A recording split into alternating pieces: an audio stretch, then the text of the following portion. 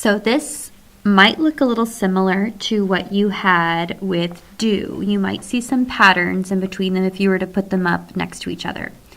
First of all, there is a difference in the singular present between your first and second person and your third person. Notice that first and second is the same, just like do. I do, you do. We change have, or I'm sorry, we don't change have. We keep it I have, you have. But then when we get into third person with he and she and a particular person, we change it to has.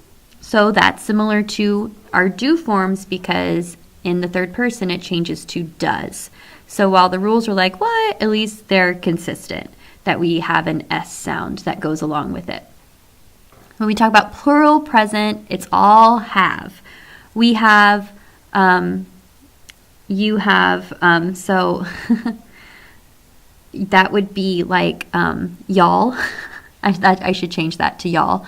Y'all have, y'all haven't, you all. And then they have and a group of people, in particular students have. So those are all the same. So just remember when you're using have in the present tense with a group of people, it's always have. And then the past tense, very much like do, changes to did all the time.